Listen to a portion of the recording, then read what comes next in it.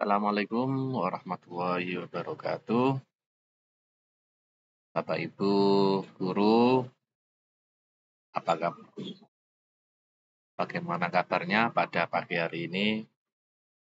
Semoga pagi ini Bapak Ibu dalam keadaan sehat walafiat. Untuk Bapak Ibu guru yang sekarang masih sakit, semoga diberikan kesehatan, diberikan kesembuhan supaya bisa mengikuti program PPG 2025 batch yang pertama.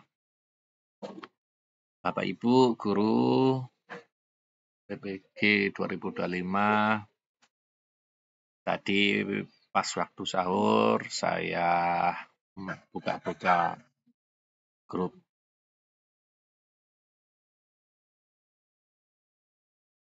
di LPTK saya dan menemukan bahwa ada pengumuman perpanjangan relaksasi ya. Relaksasi jadwal batch yang pertama PPG Daljab Kemenag. Ya, intinya sehubungan dengan pemantapan infrastruktur LMS dan pentingnya memberikan waktu adaptasi serta uji coba LMS kepada mahasiswa PPG dan mempertimbangkan jadwal cuti bersama Idul Fitri, maka dengan ini kami sampaikan beberapa berikut. Pertama, disampaikan perubahan jadwal batch 1 PPG jadwal Kemenag sebagai berikut. Modul profesional tanggal 2 sampai 11 April. Yang kemarin tanggal 19 sampai tanggal berapa itu sekarang menjadi ini ya. Modul pedagogik 12 sampai 20 April, modul P3 23 April sampai 2 Mei. Kedua pemantapan faktur LMS ini dan uji coba sistem akan dilaksanakan pada sistem tim LMS 14 sampai 23 Maret. Adaptasinya 24-31 Maret. Ketika masa pemantapan ini, sementara waktu akan kami buka tutup aksesnya ya. Jadi Bapak Ibu guru tetap mengerjakan ya tes protesnya sampai topik 1 sampai 8, tugas mandirinya dan tugas refleksinya. Ya, saya harapkan seperti itu. Langsung saja Bapak Ibu sudah kami beritahukan bahwa kemarin sudah saya upload materi pretest ya. Materi pretest ya topik 5 ya kemarin ya. Topik 5, sekarang saya akan membahas pretest kunci jawaban modul profesional topik 6 Akidah Akhlak. Ya, kita bahas dan kita bareng-bareng ya, belajar bareng-bareng.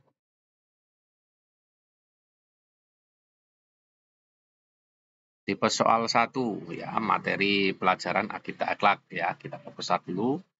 Oke.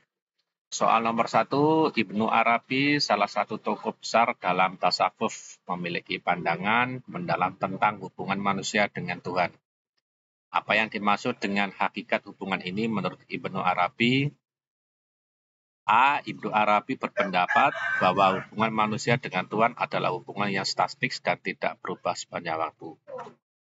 B. Ibnu Arabi mengajarkan bahwa hubungan manusia dengan Tuhan dapat dicapai melalui pengorbanan diri dalam dunia material tanpa melibatkan aspek batin. C. Menurut Ibnu Arabi, hubungan manusia dengan Tuhan tidak bisa dipahami oleh manusia dan hanya dapat dipahami oleh para nabi. D. Ibnu Arabi mengajarkan bahwa hubungan manusia dengan Tuhan adalah sebuah perjalanan spiritual yang terus berkembang dan bertumbuh di mana manusia menyaksikan berbagai manifestasi Tuhan dalam setiap aspek kehidupan. E. Ibnu Arabi berpendapat bahwa hubungan manusia dengan Tuhan tidak memerlukan proses spiritual karena Tuhan sudah ada di dalam manusia. Menurut saya jawaban yang tepat adalah D ya. Ibnu Arabi mengajarkan bahwa hubungan manusia dengan Tuhan adalah sebuah perjalanan spiritual. Jadi jawaban D ini diatur LMS-nya Bapak Ibu masing-masing berbeda ya, tidak di D lagi, mungkin di tempat Bapak Ibu bisa bergeser ke B ya, bergeser ke B atau ke A. Tolong cermati. Untuk soal nomor 2 ya Bapak Ibu. Nomor 2. Oke, nomor 2. Ibnu Arabi, seorang tokoh besar dalam tasawuf, memiliki pandangan khusus mengenai amalan spiritual tarekat. Bagaimana pandangan Ibnu Arabi tentang amalan spiritual dalam tarekat ini?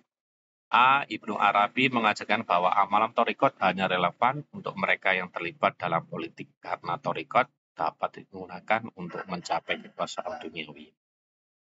B. Ibnu Arabi berpendapat bahwa tarekat hanya berkaitan dengan ritual-ritual luar seperti sholat dan puasa tanpa melibatkan pengalaman batin atau kesadaran akan Tuhan. Menurut Ibnu Arabi, tarekat adalah jalan yang penting tetapi hanya berlaku untuk orang-orang yang sudah mencapai tingkat tertinggi dalam spiritual dan tidak relevan untuk umat muslim pada umumnya. Ini C ya. Nanti Ibnu Arabi mengajar bahwa spiritual dalam tarekat melibatkan kesadaran dan pemahaman tentang Tuhan yang ada di dalam diri setelah melaksanakan zikir dan meditasi untuk mencapai pencerahan batin. Ibnu Arabi berpendapat bahwa amal spiritual dalam tarekat tidak diperlukan karena seorang sufi dapat langsung mencapai pencerahan tanpa melalui proses latihan atau amal tertentu. Menurut saya jawabannya yang betul adalah jawabannya D ini ya. Ya, jawabannya D ya. Oke. Nomor 3.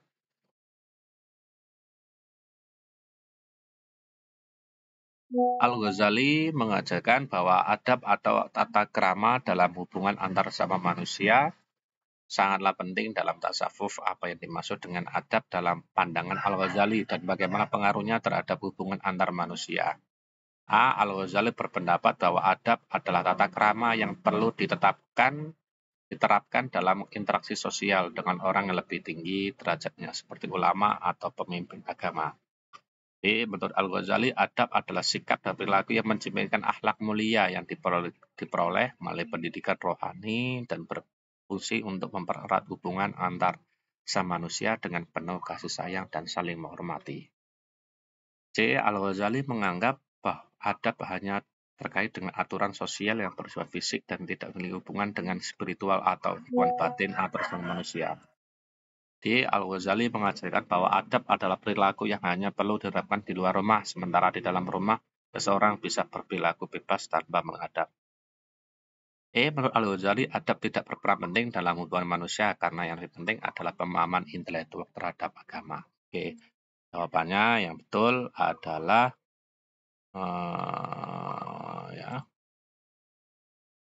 jawabannya yang betul adalah B ya. B. Ya, menurut Imam Al-Ghazali, adab adalah sikap dan perilaku yang mencerminkan akhlak mulia. Oke. Soal nomor 4. Ibnu Arabi memiliki pandangan mendalam mengenai adab dan hubungan antar sesama manusia, terutama dalam konteks tasawuf. Bagaimana pandangan Ibnu Arabi tentang adab dalam hubungan sesama manusia? Oke. Ini saya pilih ini ya, A ya. Menurut Ibnu Arabi, adab dalam hubungan sesama manusia sangatlah penting karena ia mencerminkan kesadaran spiritual seorang akan kesatuan dan keromantisan setiap ciptaan Tuhan yang terlihat dalam interaksi antar manusia. Untuk B, Ibnu Arabi berpendapat bahwa adab adalah segala perilaku eksternal tanpa pengaruh terhadap hubungan batin dan tidak diperlukan dalam mencapai spiritual yang lebih tinggi. Ini kurang tepat. Menurut Ibnu Arabi, adab dalam hubungan sama manusia hanya berlaku pada kehidupan duniawi, sementara kehidupan akhirat tidak ada diperlukan. Ini juga kurang tepat yang C ya.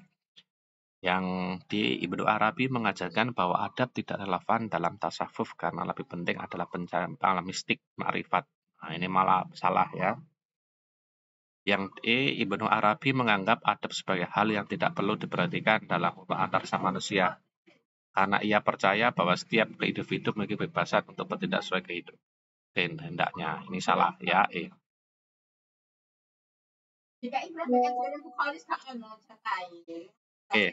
Soal nomor 5 ya. Soal Ibnu Arabi, tokoh besar tasawuf, juga berbicara tentang penyucian hati dan jiwa. Apa pandangan Ibnu Arabi mengenai hubungan antara penyucian hati dan jiwa dan syariat? A. Ibnu Arabi percaya bahwa syariat hanya diperlukan pada tingkat awal. Setelah itu, seorang sufi harus meninggalkan semua hukuman agama untuk mencapai pencerahan. Ini salah. B. Menurut Ibnu Arabi, pencucian hati dan jiwa tidak memerlukan pengalaman syariat karena syariat hanya akan mengalami pencapaian hakikat spiritual. Ini juga salah. Ibnu Arabi menganggap bahwa pencucian hati dan jiwa hanya dapat tercapai dengan melupakan syariat dan fokus pada holistik pribadi. Itu juga salah. Yang D. Ibnu Arabi mengajarkan bahwa penyucian hati dan jiwa terkait erat dengan panah syariat yang menjadi sarana untuk mendekatkan diri kepada Tuhan dan mencapai kebersihan batin.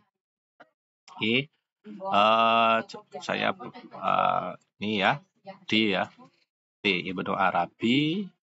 Ini yang betul jawabannya. Ibnu Arabi mengajarkan bahwa penyucian hati dan terkait erat dengan panah syariat.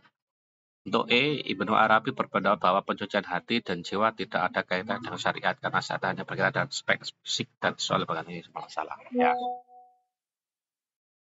Oke. Ya, ini ada tipe soal yang kedua ya. Saya bahas juga. Oke. Ya. Soal nomor 1, dalam ajaran tasawuf, hubungan manusia dengan Tuhan dianggap sebagai inti dari pencapaian spiritual. Bagaimana pandangan Al-Ghazali mengenai hakikat hubungan ini? Oke, setelah saya baca poin A, B, C, D, E, maka jawabannya yang betul adalah ini ya, D ya. D, Oke, D.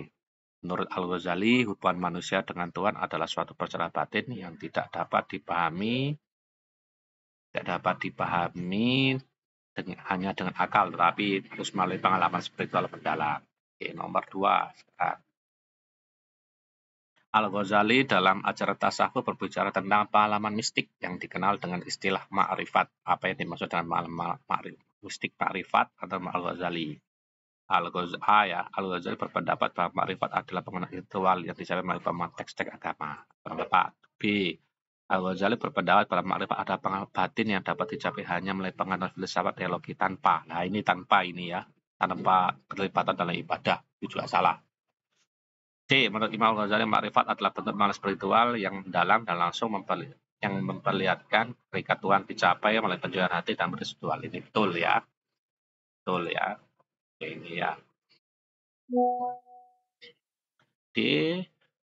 Al-Ghazali berpendapat bahwa ma'rifat adalah bentuk mistis yang hanya relevan bagi para nabi. Lah, ini salah. E. Al-Ghazali mengajarkan bahwa ma'rifat hanya bisa dicapai dengan menghindari seluruh bentuk ibadah hanya kepada meditasi pribadi. Salah ya. Soal nomor 3. Oke, Ibnu Arabi, tokoh besar dalam tasawuf, memiliki pandangan mendalam mengenai pengalaman mistik yang dikenal dengan istilah ma'rifat. Apa pandangan Ibnu Arabi tentang pengalaman mistik ma'rifat itu? Setelah saya baca A, B, C, D, E, poin yang paling benar mendekat adalah ya, C ya, C. Menurut Ibnu Arabi, ma'rifat adalah pengalaman mistik yang mengungkap kehadiran Tuhan dalam bentuk aspek kehidupan ya, yang dicapai melalui pencucian jiwa dan pengayaan spiritual yang mendalam. Oke. Soal nomor 4. Al-Ghazali sebagai tokoh penting dalam tasawuf mengajarkan bahwa amal spiritual thariqat adalah bagian integral dari perjalanan menuju kedekatan dengan Tuhan. Bagaimana Al-Ghazali memandang amal spiritual dalam konteks thariqat ini? Saya memilih A ya. Menurut Al-Ghazali, thariqat adalah jalan menuju Tuhan melibatkan latihan spiritual dan penyucian hati amal tertentu seperti zikir, sholat, riyah, dan riyadah. Untuk B, Al-Ghazali menganggap thariqat sebagai praktek. Ini juga salah. Al-Ghazali mengajar bahwa C, thariqat hanya melakukan untuk para sufi juga kurang tepat. Al-Ghazali berpendapat bahwa thariqat hanya melewat amal fisik juga tidak kurang tepat. Ya. Yang E, Al-Ghazali berpendapat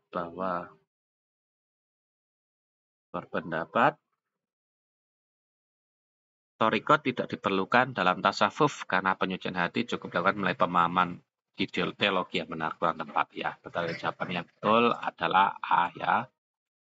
A. Soal nomor 5 ya, sekarang ya terakhir ya.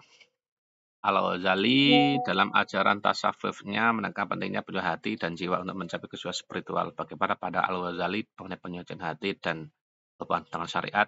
Nah, ini menurut saya A, ini kurang tepat ya. Al-Ghazali berpendapat pembinaan hati dan jiwa hanya dapat melalui pengetahuan intelektual saja. Salah, kurang tepat ya.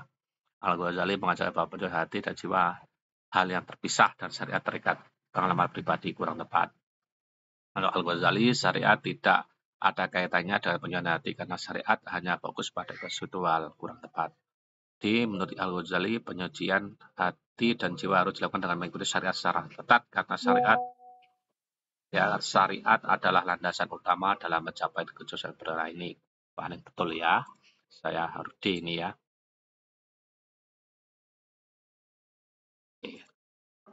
Jawabannya D ya, yang E kurang tepat ya.